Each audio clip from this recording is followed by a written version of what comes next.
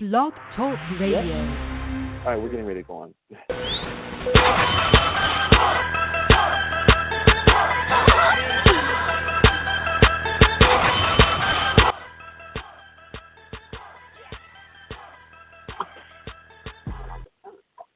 All right, hello everyone. It is Sunday, June 5th, Capital, and you are now tuned into PopGlitz Radio, Season 2. I am your host, Giovanni Gusto, the media mogul, here with the latest in pop culture and entertainment. Here with me today is writer, philosopher, former congressional nominee, and vice chair of the Republican Party of L.A. County, Ms. John Wood Jr. How are you doing? I'm doing beautiful. Thank you so much for having me. Certainly, anytime. And Atlanta area opera singer, Russell Thomas. How are you doing, Russell?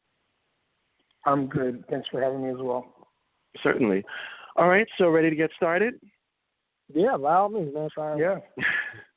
All right, so this week it seems logic has gone completely out of the window at the latest Trump rally in San Jose, California. Rioters were outside pelting eggs and throwing glass bottles at Trump supporters and locking them inside the rally venue so they couldn't get out. In the beginning, there were objections to things that Trump did at his rallies, but he's pretty much since then cleaned it up, well, a little bit. And now Hillary supporters and Bernie supporters are doing the very thing that they were accusing Trump's people of doing. With the mainstream media now and some conservative journalists saying that the people who were attacked somehow deserved it for supporting Trump. Even Justin Bieber didn't blame anyone for causing him to egg his neighbor's house. Mm-hmm. So, John, I want to start with you.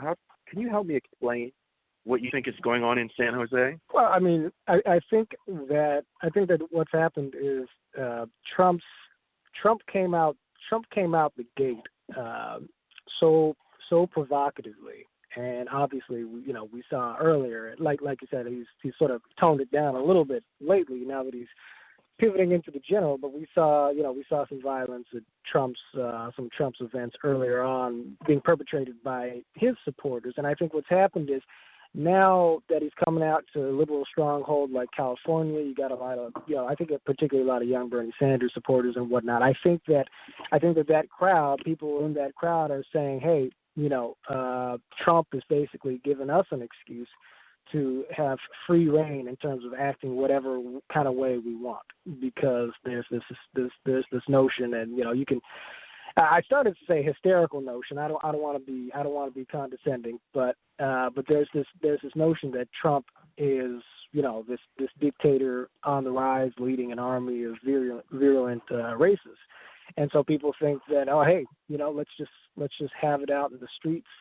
Trump started it, now we can finish it, and the result is that you've got the perfect shitstorm. Pardon my language. No problem. I've used worse. Yeah, so it's combustible. It's fire on top of brush with some gasoline thrown in after the fact. And basically, I think that you got young protesters on the left who are trying to up the ante, and the whole thing is, I mean, it's a tragedy for the health of democracy. But it's a beautiful thing, I think, as far as the media is concerned, because ratings and controversy, all of that sells. And, you turn on the TV, you see the clips, the things that happen in San Jose. I mean, people just chasing people down in the streets, breaking people's headlights, taillights, damaging property, roughing folks up, people bleeding. I mean, I hate to say it, it makes for great TV. So, I don't think that at the very least, I don't think the media has a problem with it at all. No. And Russell, what do you think about that? What's happening? Well, I disagree with one thing that he said, where he said it's bad for democracy. I think it's great for democracy, because I think people are actually getting involved now in a way. We might not agree with their tactics or the violence. I definitely don't agree with the violence, but I like the fact that people are actually getting involved and showing that they give a crap. Especially these millennials who, as we know, don't really care about much, but social media and such. But I do have to say that there's an uprising, as we were talking about before we went live. There is an uprising. I don't think the Republican Party needs a revolution. I don't think that The Democratic Party needs a revolution. I just think people need to be involved and know who and what they're voting for. And when you have somebody like Bernie Sanders or someone like a Donald Trump coming out and saying the things that people say privately, I guess would be the easiest way to say it, it emboldens people. Yeah, and then go ahead. No, I was going to counter and say that I do think that there should be that there's a need for a revolution. I mean, nationally, just look at Congress. I mean, Democrats and Republicans have had an extreme, their unfavorable numbers are absolutely horrible. All of the establishment candidates, I mean, Hillary raised a ton of money, and she still can't make Sanders go away. Jeb Bush, by any other standards during a normal election period, he would have been the nominee. He would have won. Again, during a normal election year, but he raised. But again, what does establishment mean other than a talking point for the media? That doesn't really mean anything. When you consider Marco Rubio an establishment candidate, when he was elected, he was a Tea Party candidate. So I'm not really quite sure what that even means when it comes to conservatism. I think what it means is it's an impression that people have of a loose affiliation of people who are, quote, established in the party, in the traditional party structures, right? So you have the people, the official party people, the chairman of the parties, as well. We'll say that again. I said, and you could just define it as like propped up candidates. Well, yeah, I mean, basically you've got the lobbyists, you've got the people who run the party officially, like, I guess I technically would be one of them out here and on a local level, but, the Republican National Committee, the Democratic National Committee, you have elected office holders who didn't just come in on the Tea Party wave like Rubio did, but people who've been in office for a long time. And, there's just, what it is, in both parties, there's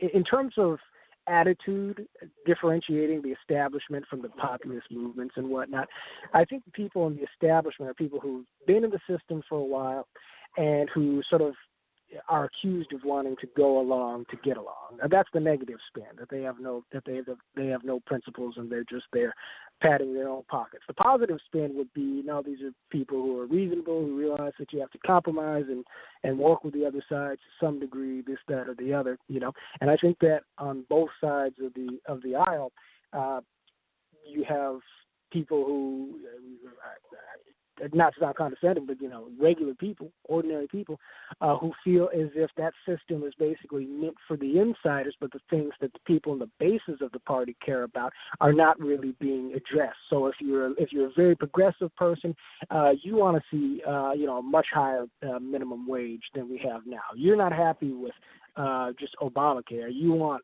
single-payer health care. And if you're in the Tea Party, you're not happy with just bringing the deficit down a little bit. You want to get rid of that $20 trillion debt we have. You're not happy with cutting the growth of spending.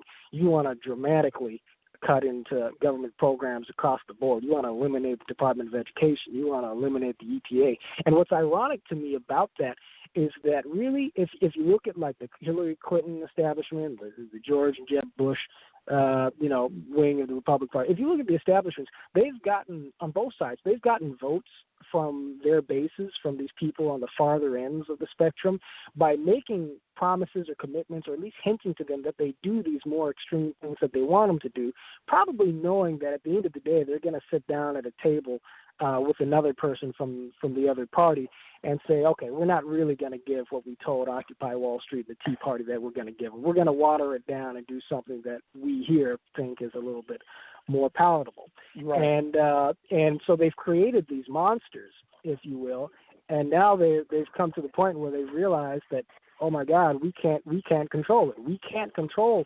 The Democrats are very limited in their ability to control Sanders and their people, and the Republicans can't control Trump and his crowd at all. So right. there's some political to it, I think. And I have to say that's just the beauty of it. As far as Russell said, the more people need to get involved, that's what it appears that they're doing. As I said, just the regular party candidates aren't making any headway. People are speaking. And if I were just to be an outsider or a regular voter and just watching these riots, I think that I would go with the group that's being attacked, the one where the person's getting hit in the head with a raw egg, because it's like, what did this person do other than voicing their, voicing their opinion on who they want to vote for? Mm-hmm. And I wanted to read a couple of things that some RedState.com editors did, because they were pretty much on the side of the Bernie Sanders supporters. I don't know how that happened, but one of the editors, Neil Stevens, said, "You deserve to be beaten if you join a movement whose leaders consider or leader encourages the beating of protesters, like in the good old days." But that makes that makes sense. Violence begets violence. That's what they're saying. No one deserves to be beaten. But I understand where they're coming from. Yeah, but he didn't say it like you said it, though. He said it in kind of, it was a tweet, but just reading it, it seemed to be kind of like poking Trump people in the eyes, as opposed to saying, well, this is, you do X, you're gonna get Y. If he'd have been a little more reasonable like you, Russell, I think that wouldn't have ticked so many people off. And see, for some of these things, I give him a slight pass in the sense that he has learned along the way. And so if Trump it is. If he had gone through, say, 5 election cycles and had, had made these statements for several years, maybe, okay, that's a problem. I feel like he's learned to stop that type of rhetoric. So, again, going and poking him and his people in the eye over it is ridiculous. And plus, did the woman really deserve the egg pelting? Another one, he said, "I warned you he was a Nazi. You didn't listen. Now you're street fighting like Weimar, Germany." Mm. Yeah, but the street fighting, and a lot of it's organized. Yeah, but I think that's a bit of a reach. That last statement that he made. We won't. For one thing, he's not a Nazi. I think he's a very intelligent man, and he's manipulated the media in a way that no politician has ever done, and that's why I hate the word establishment, but that's why the establishment is so upset. They've paid, for instance, like Jeb Bush, you mentioned, who I think would have been a great candidate. Jeb Bush, for instance, spent $90 million and got absolutely nowhere. And the super PAC money alone was around $120, which was more than the super PAC money that Hillary received a couple months ago. Right. Yes. He was ahead of everybody. He was ahead of everybody. But I don't think we will ever be Nazi Germany. I don't think we will ever, as a country. I don't think we're set up. I think we're set up in a way to protect people from that. I think that's a bit far. But I also feel like violence begets violence. If you are backing a guy who says, let's beat people like we did in the good old days, and when people say good old days as a black man, that worries me personally. Even though I'm conservative, Giovanni, that troubles me. Giovanni, do you mind if I ask Russell a question real quick? Sure, go ahead.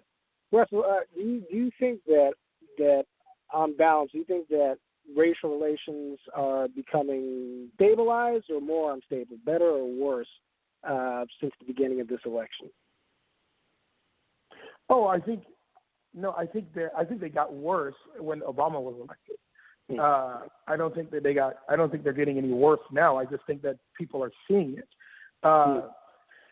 Seeing it a lot more. Imagine before Trayvon Martin, I'm just giving an example. Before Trayvon Martin, black boys were being shot, but there were never riots and there were never protests. There were never, Al Sharpton. You know what I mean? We just didn't really have that as regularly. Since Trayvon Martin, since all of those situations happened, now we have it's all of these situations are being brought to the fore. It's like every week or every couple of weeks we start to hear of someone, a Freddie Gray or, a Ferguson, every other week it seems like that's what we're hearing.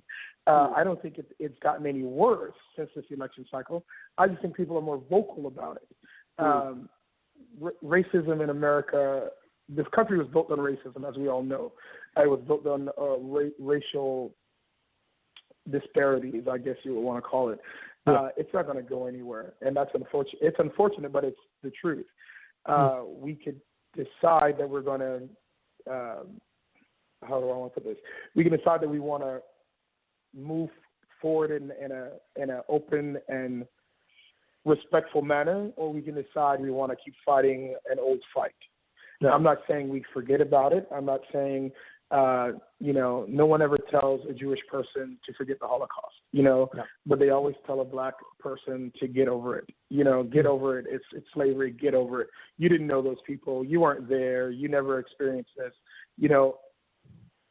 As a conservative, and knowing that it was conservatives, it was Republicans that were actually fighting for civil rights long before Democrats realized they can get a vote for it. I just think that it's unfair that we've gotten, as a party, the rap of the party that doesn't care about black people and the party that doesn't care about poor people. I don't think either party cares about black people or poor people or poor white people. I just think that the politics is based on money, and it's whoever has the most money is going to have the most influence, and whoever has the most influence has the most power. And when people learn that, race is a money-making industry as well. Yeah, absolutely. Just like global warming, it's all about money. It's all money. But hey, that's my opinion. No, that's how I feel about it. I definitely agree with a lot of that. The thing that's disappointed me about Trump so far. One thing that's disappointed me about Trump so far is that I thought, and the race isn't over yet. He's got a little bit of time, but I thought that if Trump wanted to, he actually could have been, instead of being exactly the opposite, he actually could have been a Republican candidate who was able potentially to get out from under all of the racial stigma and the stigma of prejudice and racism and so forth that typically attaches itself to the Republican brand in general and to whoever the presidential nominee typically is. I mean, whether it's deserved or not, and I think it's usually not deserved, but even so, the Republican candidate standard bearer is pretty much always identified as not being, a lot of people will think that person must be racist, and if not, they'll think he's in league with racists one way or another. But Trump, has had such a long resume and has got such a long list of relationships with, high profile, not just black celebrities, but people of all races and so forth, who really like the guy. I mean, before the election came about, Russell Simmons loved Donald Trump. In hip hop culture. I mean, he's been named by many a rapper, R&B singer. Lil Kim had mentioned too much about wanting. She kind of joked about having a hotel deal with him. I mean, that was. Are you kidding? Trump is like basically like what P. Diddy would like to be when he grows up. I mean, that's Trump and Trump has been an established figure on a peripheral sense. He's not an artist or a producer, but he's been an established sort of icon or archetype type figure in hip hop culture. Yeah, for a long time, and Trump has relished that. By the way, he's not unaware of it. He's aware of it, and he digs it. He likes it, and he courts those kind of relationships. And he already came out behind the eight ball with the birther thing. But Trump sort of made a choice. He could have tried to have won the nomination in a way to where, maybe he wouldn't have maxed out your working class white vote turnout in the way that I think he's going to. But he could have presented himself as a much more palatable. He could have transcended the party label. I think he made an effort. I think he will. In the sense that no. I think he will. I still believe he will, because he is a very smart man, and this is what people are taking. I mean, he's not a politician that's been coached on what to say, the right look to make, how to, pinch your fingers together. What area Bill Clinton did. He has not been coached in that way. But I think over time he will. He's a person that I think is extremely sensible in regards to his strengths and weaknesses as a businessman, as a human being. You know what I mean? I don't think that he is.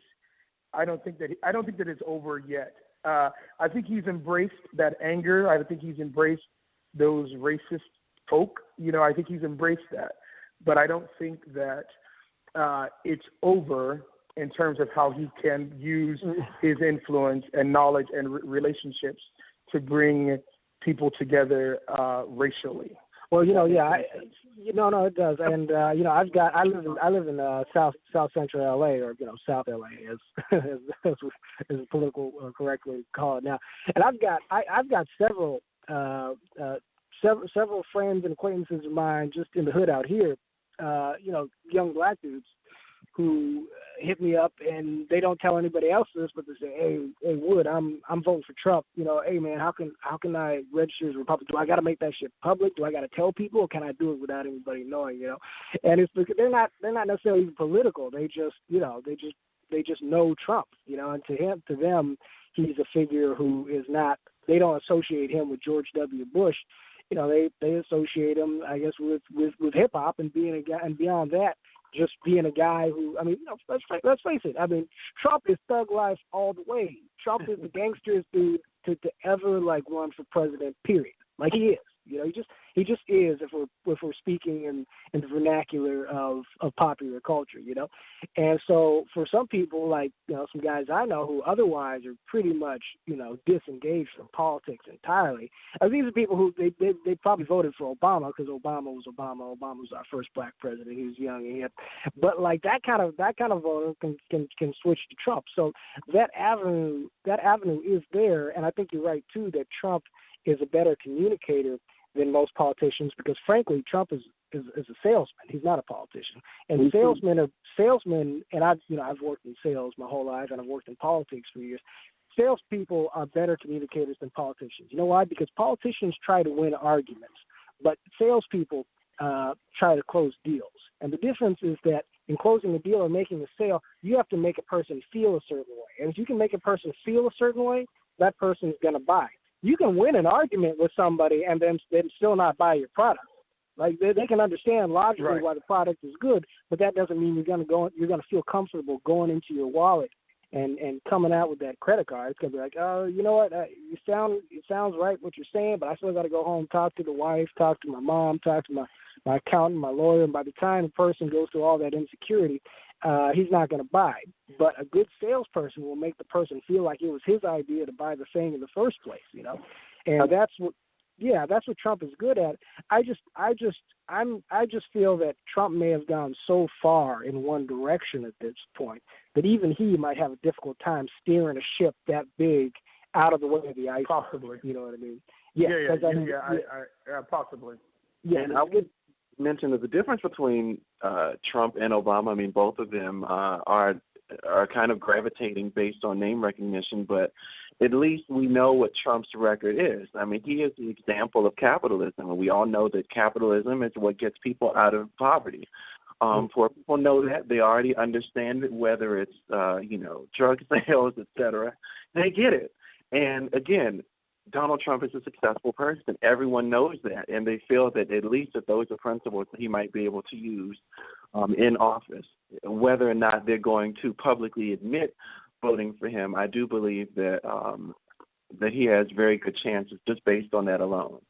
Mm-hmm. His record versus Hillary's record, no one is able to mention what he has done. Yeah, well, as a lifetime Republican, I've ever since I learned about Richard Nixon when I was 14 or 15 years old, I wanted to be a Republican. Mm-hmm. So I have to say that I could not, in good conscience, vote for Trump, and not because I don't think he will be a good president. That's not what it is. It's something about the brashness of him that I don't think is even okay. Let's look at a cowboy like Ronnie Reagan. You know what I mean? cowboy. Talk about gangster. Ronnie Reagan was a gangster. You know what I mean? So let's look at somebody like Ronnie Reagan, who was tough, who said what he thought, but there was some level of elegance or couth about him. Yeah. You know what I mean? Yeah. Trump does not have that factor at all. And I think to be a leader, even if you're looking at Obama has that. And Obama has a great presentation. Obama has a great presentation. And you know what? He has horrible policies, but they're not his policies. He's just the puppet. You know, right. So he doesn't have great policies, and he's just following suit with, you know, he pushed through Hillary Clinton's health care plan that she tried to do as first lady back in the 90s. You know, he actually got it done.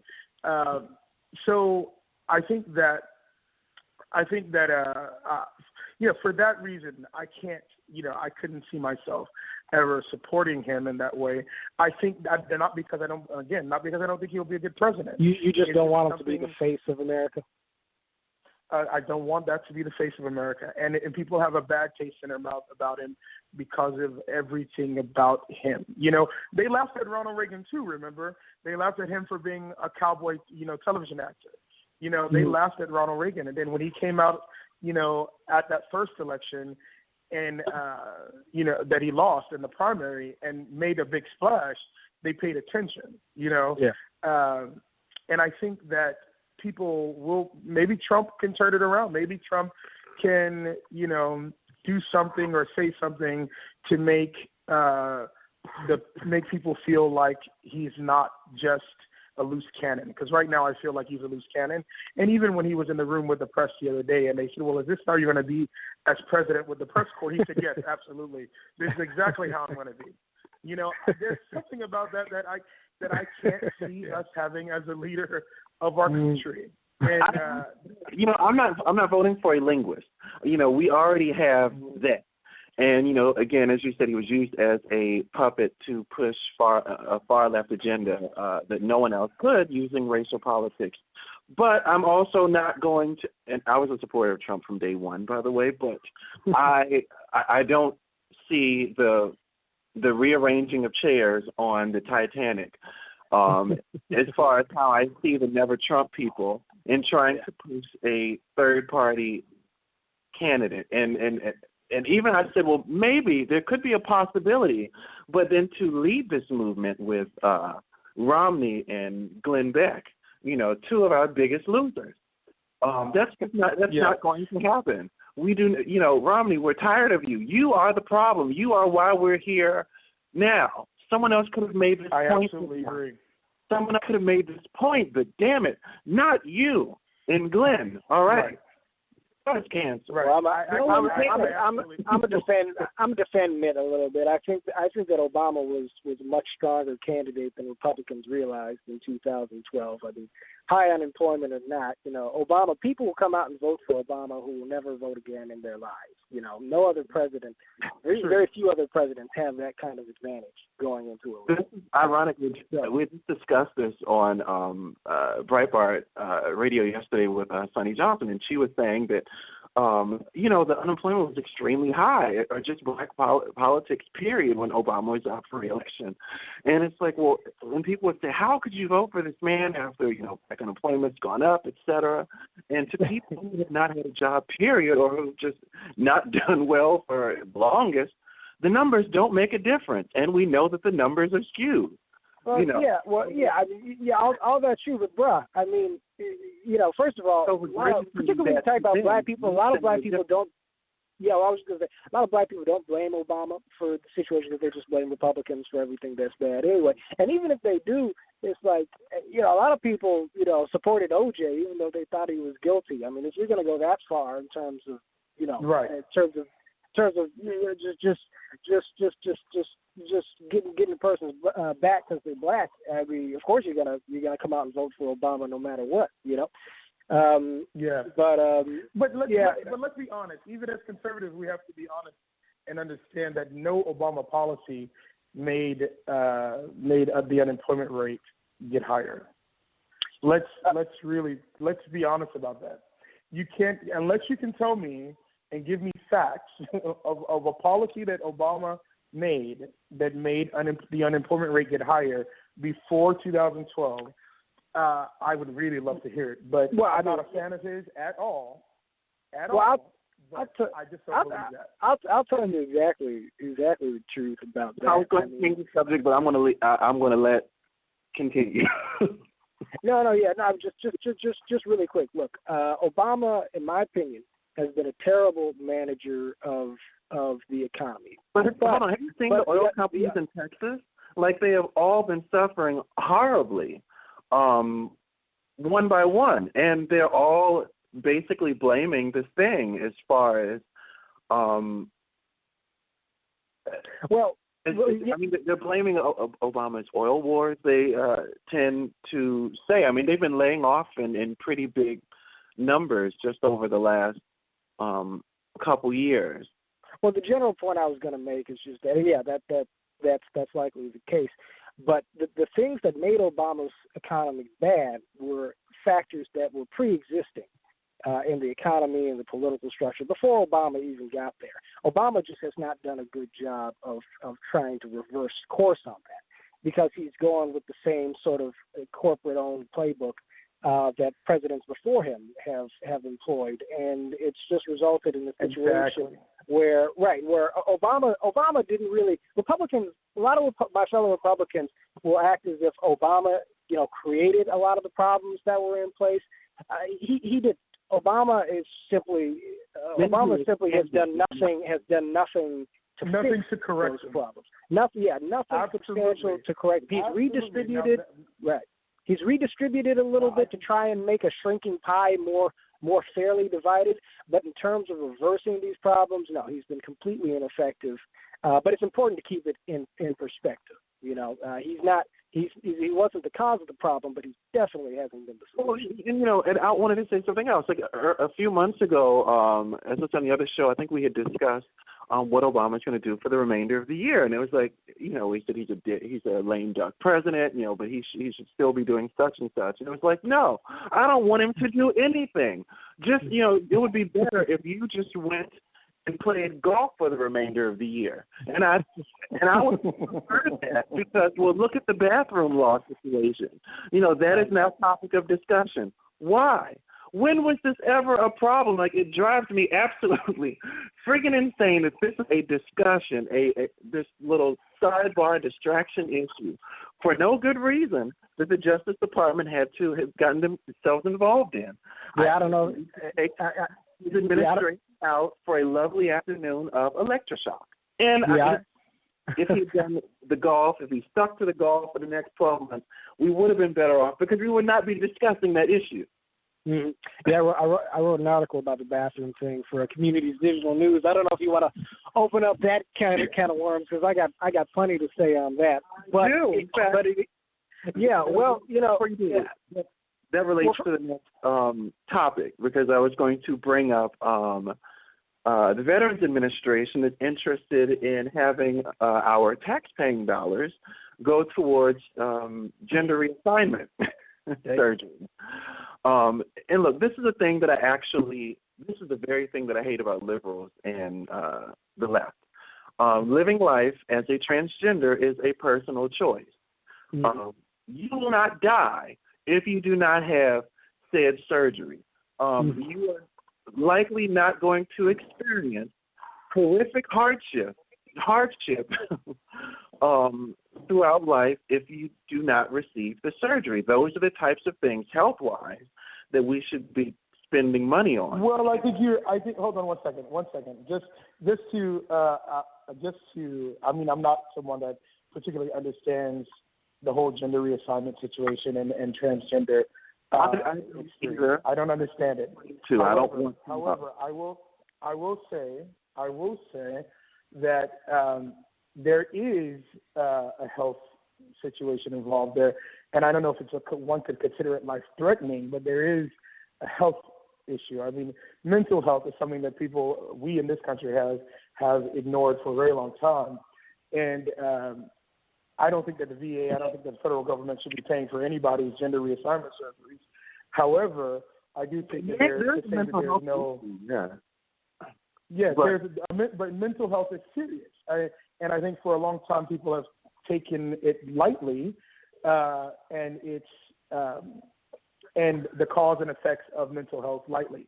And I think that someone believing or feeling that they're one gender, they're the gender opposite than which they were born, is a serious issue that could cause serious mental health problems. Except that I don't think the advocates of that are saying that it is mental health. That would probably be, I'm not criticizing you. No. That would probably be offensive to a person who thinks, Don't get me wrong. I'm not saying that a man thinking that he's a woman and was just born with the wrong genitalia has a mental health problem. I think that ignoring it or trying to stifle it and not living in whatever truth they believe to be theirs might cause a mental health issue. Could cause mental health issues. That's my belief. I don't want to get into the therapy portion of this, but but I think that that's very important. I think when you start to say there's no health ramifications, that's not. I said that to say that. I mean, you will not die. Like, as far as the comparison between Obama, when they were calling him a socialist, and then you have Bernie who's saying that he's, like a hybrid socialist. Obama's actually more so.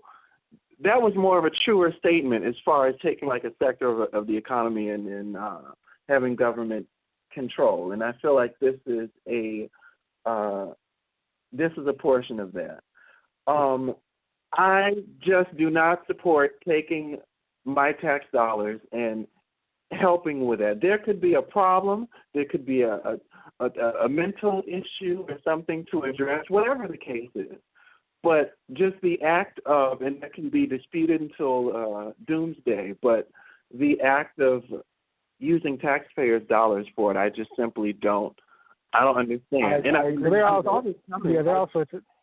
Go ahead. Yeah, I was just going to say there are all sorts of things that the government uses our money for, which it probably shouldn't. I mean, my wife was a soldier, and when you're in the VA system, I think that there's certain allotments that are made for like cosmetic types, procedures and whatnot, depending on, I guess, the state of your benefits and so forth. Maybe you could justify it on that just cosmetically, But my broader problem with this. Look, it's not necessarily something I'm excited about. It's probably there are a whole lot of other things that we're wasting money on. So fiscally speaking, it's probably not the biggest deal. But the bigger problem to me is just the fact that, to me, there's a little bit of an arrogant supposition on the part of advocates of transgender bathroom access to the bathroom of their choice, regardless of their biological sex. And I kind of felt similar about gay marriage as well. I don't know either of you gentlemen's point of view on that, but see, the thing is that there's now I'm in favor of equal rights for everybody, right? Equal rights under the law, and equal rights under the law should lead to equitable treatment for everyone, right?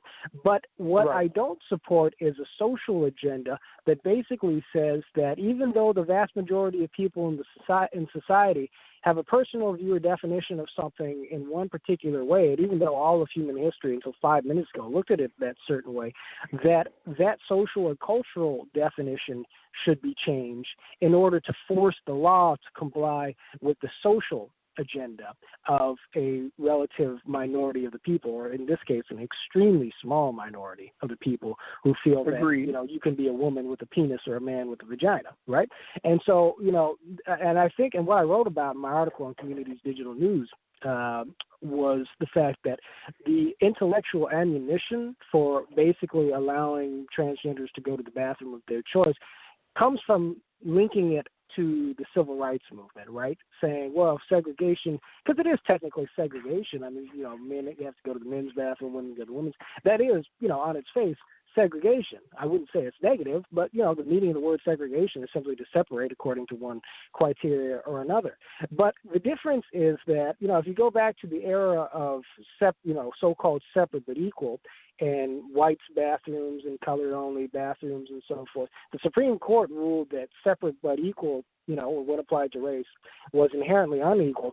And if you look at, just to take the bathroom issue by itself, it wasn't as if colored, black people and white people were going to separate but equally usable bathrooms. I mean, every time you see a picture from that era, the white bathroom is looking clean and pretty, and the colored-only bathroom is looking like something, basically looking like a shit sty, and it was like that across the board, so that it wasn't simply a matter of separation, but it was a matter of the fact people who were set in one set of facilities were being degraded by the dismal quality of those facilities. That was oppression. That was making a materially negative impact on the lives of African American people in this country. Now, immigration was a beautiful thing, but the thing that made it a crisis of human rights was the fact that our schools weren't just separate, but they were underfunded. It was the fact that our police forces weren't just segregated, but we had cops, and maybe we still have this problem,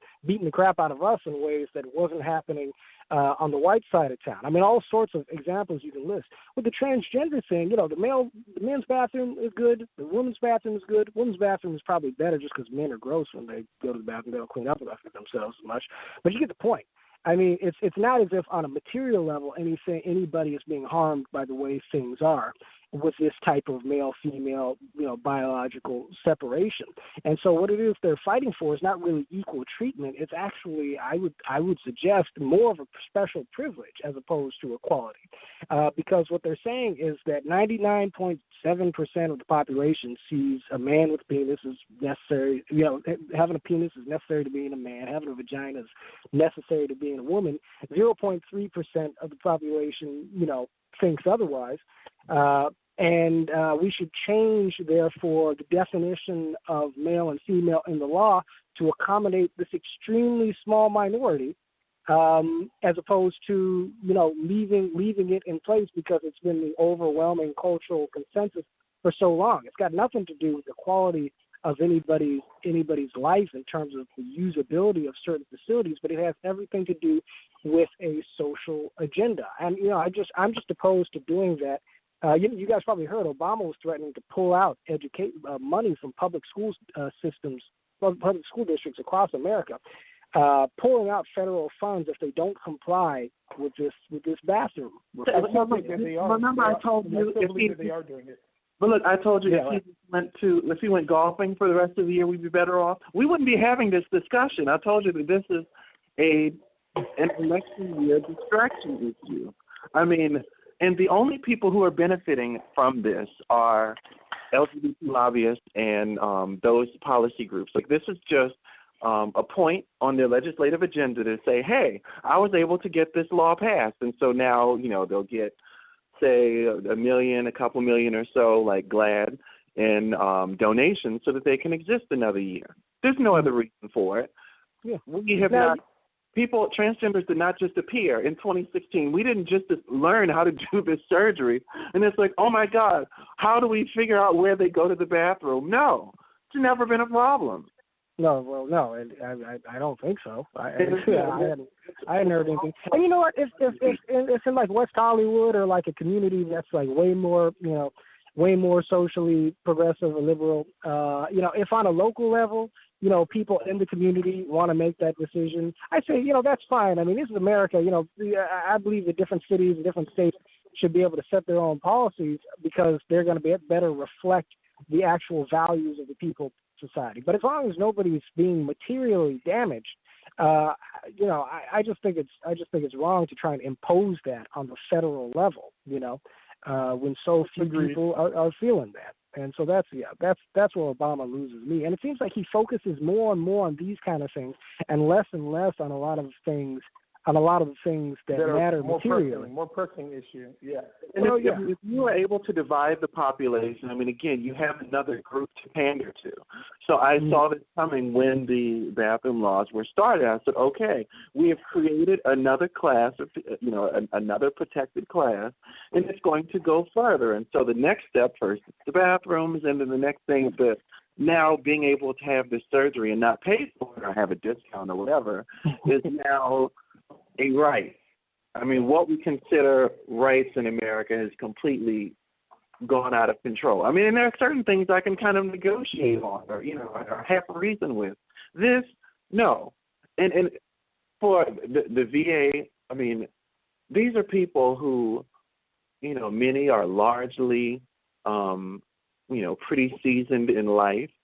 So, I mean, to get to that point and you can't pay for this yourself, it's still a stupid argument. It's one I don't even really want to dignify. And I so hope that this does not is not something that carries over into 2016. I hope we get a Republican president just for that reason, just so that we can not.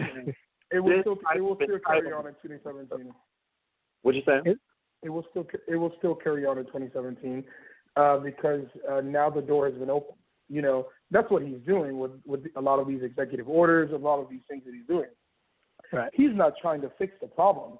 He's trying to start the conversation or open the door to the fight.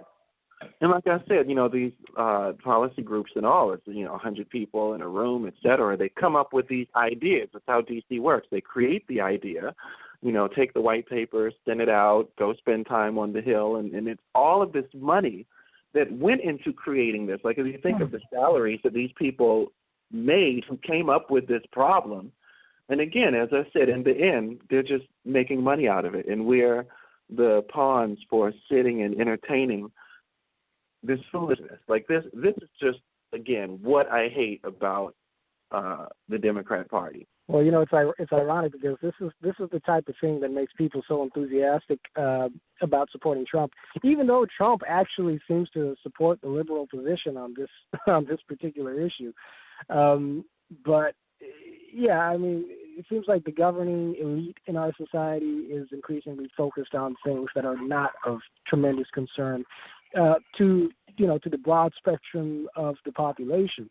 But just the majority of the country, I think poll-wise, feeling that it's going in the wrong direction. Oh, yeah, that's been the case. That's been the case for a long time.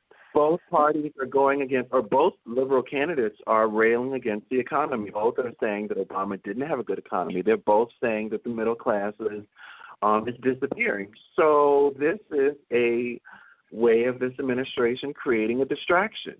Mm-hmm. Yeah, I'm sure the president probably believes it.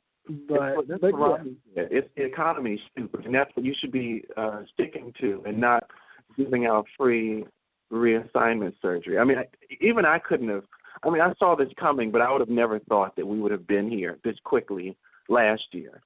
Yeah, I like to think I'm pretty good at seeing things coming, but it took me by surprise. I mean, I remember they were talking in California about putting this issue, in schools about reforming the bathroom policies. They were talking about putting it on the ballot. This was just 2 or 3 years ago.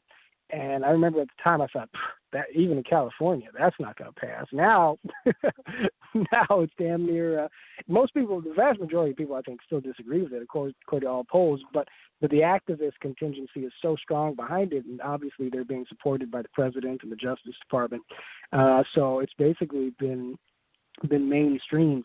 And so just to tie it back to Trump again real quick, because I not to try and play the moderate, but I kind of sympathize with both of your perspectives on Trump. On the one hand, I think that we need dramatic change, and so I was kind of with you, Giovanni, on that point. On the other hand, I kind of with Russell that I feel as if the office of the President of the United States is one that needs to be conducted and held with a certain level of dignity. And I feel like Trump just totally strikes out, just willfully strikes out on that tip. So, I mean, I've been going back and forth in my head about it a little bit. Ultimately, though, if there's a version of Trump I could vote for. It's the Trump that that I feel is, because I really don't think he's a racist. I've never thought that. I feel that I don't think so either. I feel that he's opportunistic. I do not think that he's honest. I mean, he may not be any more I'm not saying I don't think he's more dishonest than Hillary Clinton. I'm not sure anybody could be too much more so. Trump is a guy I like to call Donald Trump honestly dishonest. Like, he'll lie to you, but you know that he knows that you know that he's lying to you. And really, he's just kind of like that song, like that Rihanna Eminem song, like I love the way you lie. Like Trump basically, will tell you a lie, but he'll tell it to you in a way where it's like, I like the way he lies to me. I'm going to vote for that guy. I think that Trump is literally trying to push that. Pushing that strategy out in the open because his contradictions are so blatant. But the part of Trump that I like is the fact that he really is an independent individual. He's not anybody's puppet. He's his own man. I really like that about Trump.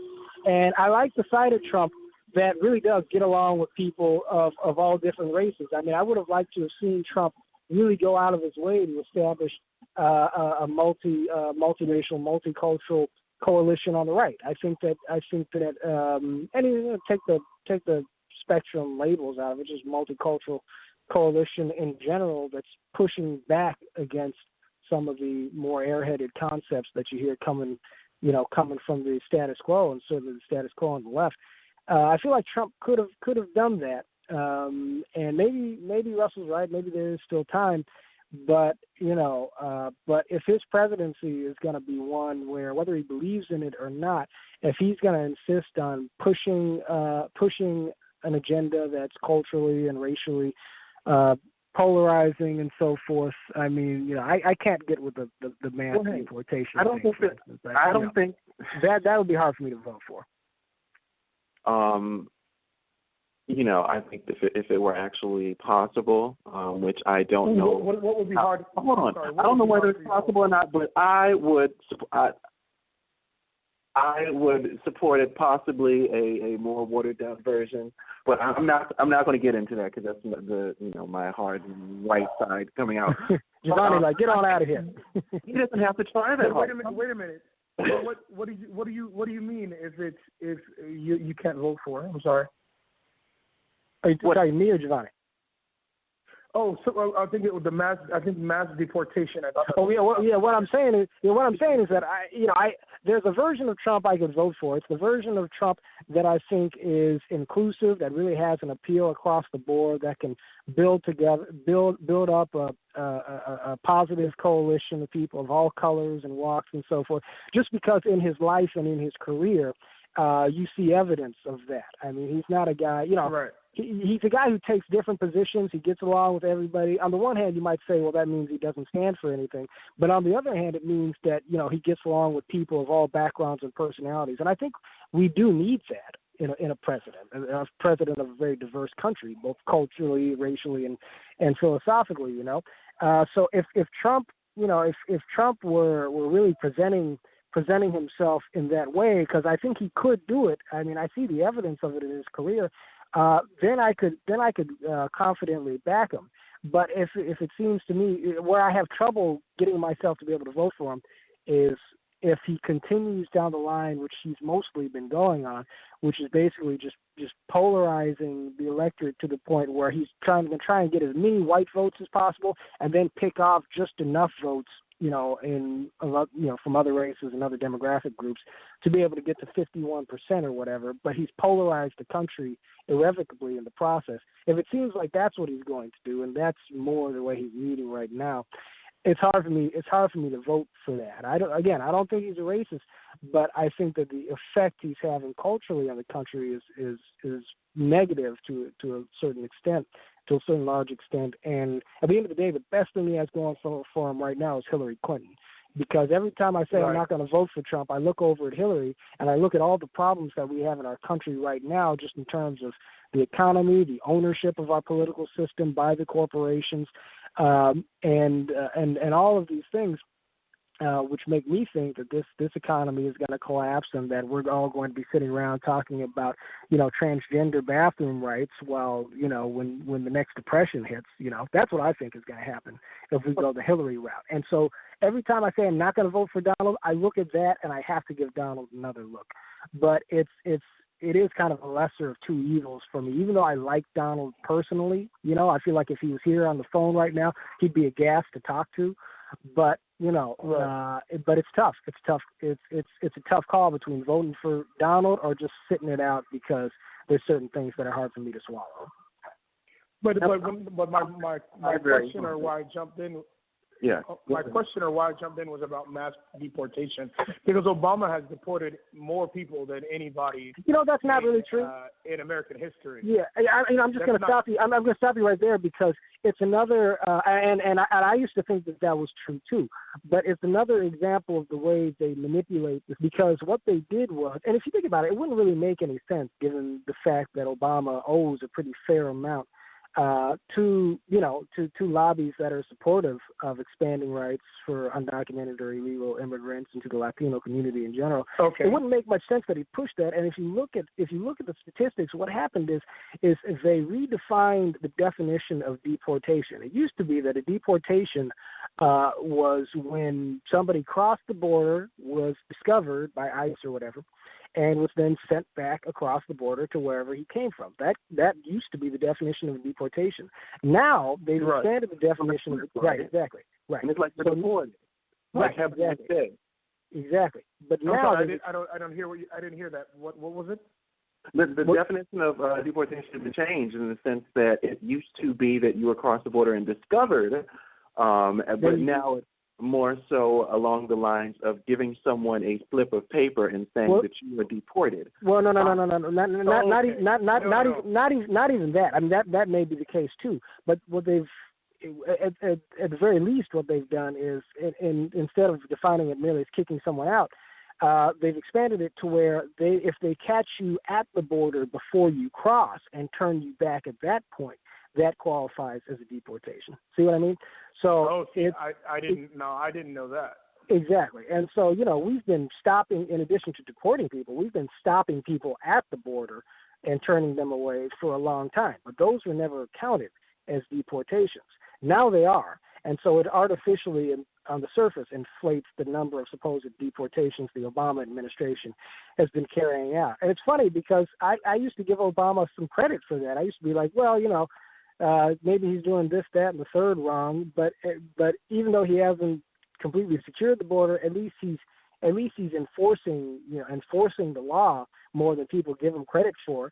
And I was so disappointed when I actually looked into it. I realized, man, even with the things I was trying to give Obama credit for and defend him for, like, turned out to just be a statistical lie, just like the unemployment numbers and so many other things, you know. I mean, but that's something that came from actual liberal groups, though. And this is why I'm surprised by what you're saying, because that actually comes from a lot of liberal groups. Well, yeah, no. You're right. In Miami, where I'm originally from, you know, the Cubans call him, you know, deporter in chief. You know, right, yeah. He's been criticized. You're absolutely right. He's been criticized by liberal groups who are also swayed by the numbers. But I think that on balance, I think that if I am a politician, you know, aspiring, you know, I ran for office, you know, party chair and all that, and so I have a pretty good window in terms of how they calculate cost-benefit ratios in terms of putting out a certain perception. And I think that President Obama was always going to go in the direction of expanding rights for undocumented immigrants. But in order to accomplish that, he had to show himself as being a little bit hard line in one area to try and pull moderates over. So when he's asking for, you know, pathway to citizenship, birthright citizenship and all that, he's got to at least be able to come back to a few moderate Republicans and independents and say, hey, it's not that I don't care about border security. You know, look at all these people we've deported. But, you know, so I think that that's the trade-off, is they're willing to anger a couple of liberals to make them happy in the long run by tricking a few moderates in the process. And that's what I see reflected in the strategy of that statistical manipulation. Well, notice that we haven't heard Trump mention this deportation of 11 million since then. I mean, it's the equivalent of Sanders and his free college for all. Trump's not going to do it. Yeah, this is one of the things that, we tend to oversell during the primary to, to show who's the bigger conservative. And so now that he's cleared one, he has toned it down. We get to see more of what he might actually be doing or selling to the whole country. But he hasn't said it since then. I mean, I don't know if I support deporting a whole 11 million. I mean, but we've seen him turn on policies before. So, I mean, I don't think that we should be, going nuts over that number. But at the same time, it's still a problem. It is very much a problem, and I want to see it fixed. The only policy that I think Donald Trump is really committed to, the only one that I really believe in what he says he wants to do, is building the wall. I don't think he's going to deport many more people than are being deported now, but I think he's serious about building the wall. And the reason I say that is because Donald Trump lives to build. Like, he loves seeing his name on big, huge skyscrapers. Right. And no, seriously. And I think that he just looks at being president as an opportunity, to take his legacy in building and construction to the ultimate level, with the wall of Trump.